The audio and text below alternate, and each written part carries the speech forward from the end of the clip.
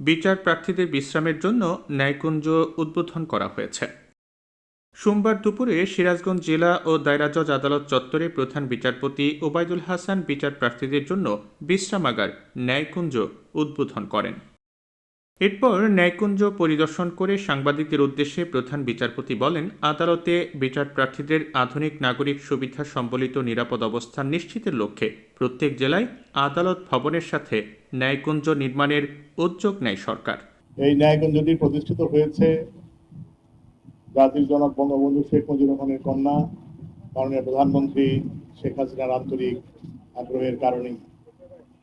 আমার পূর্বসূরি জনাব হাসান ফয়েজ সিদ্দিকী মাননীয় প্রধান বিচারপতি, তিনি মাননীয় প্রধানমন্ত্রীকে যখন মানুষের আদালত প্রাঙ্গণে মানুষ যারা আসেন, বিচার প্রার্থী মানুষের কষ্টের কথা বলেন, যে মানুষ যারা আসে এখানে বিচার প্রার্থী, তাদের বসার কোনো জায়গা নেই, সুপেয় পানি নেই, এবং বিশেষ করে মায়েদের এই শৌচাগার নেই, তখন তিনি এই আমাদের আহ্বানে সাড়া দিয়ে তিনি অত্যন্ত সহৃদয়তার সাথে এই প্রজেক্টটি গ্রহণ করেন এবং সারা বাংলাদেশের 64টি জেলায় প্রতিটা জজশিপে একটি করে এরকম বিচার প্রার্থীর বসার একটা ব্যবস্থা করে দেন।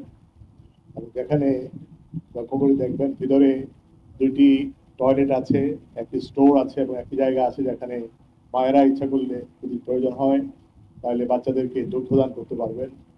এই ব্যবস্থা সম্বলিত এই ন্যায়কুঞ্জটি, নাম দেওয়া হয়েছে ন্যায়কুঞ্জ, এই ন্যায়কুঞ্জটি সারা বাংলাদেশের প্রত্যেকটি জজশিপেই পাবেন। কোথাও 800 স্কোয়ার ফিটের, কোথাও 1000 স্কোয়ার ফিট। এটার ভিতরে বসার স্থান আছে অন্তত 60-70 জন মানুষ বসতে পারবে। এ সময় প্রধান বিচারপতি বলেন, বিচার প্রার্থী যারা আদালতে আসেন তারা বাধ্য হয়েই এখানে আসেন, তাদের বসার জন্য এটি স্থাপন করা হয়েছে। বিচার প্রার্থী মানুষ যারা আদালতে আসেন তারা নেহায়েত বাধ্য হয়েই এখানে আসেন।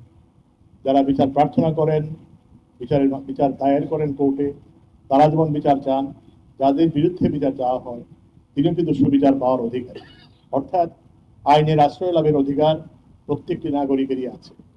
সেই জন্য তারা যখন আদালতে আসেন, আদালত প্রাঙ্গণে যদি কোনো বসার ব্যবস্থা না থাকে, তারা এদিক সেদিক ঘোরাফেরা করতেন, তাদের জন্য একটি সুন্দর পরিবেশে বসার ব্যবস্থা করার জন্যই এই স্থাপনাটি তৈরি করে। এদিন ন্যায়কুঞ্জ উদ্বোধনের সময় হাইকোর্ট বিভাগের রেজিস্ট্রার মুন্সি মোহাম্মদ মশিউর রহমান, সিরাজগঞ্জ বিজ্ঞ সিনিয়র জেলা ও দায়রা জজ এম আলী আহমেদ, আপিল বিভাগের রেজিস্ট্রার মোহাম্মদ সাইফুর রহমান, সিরাজগঞ্জ জেলা প্রশাসক মীর মোহাম্মদ মাহবুবুর রহমান, জেলার পুলিশ সুপার আরিফুর রহমান মণ্ডল সহ বিভিন্ন পদমর্যাদার বিচারকবৃন্দ উপস্থিত ছিলেন।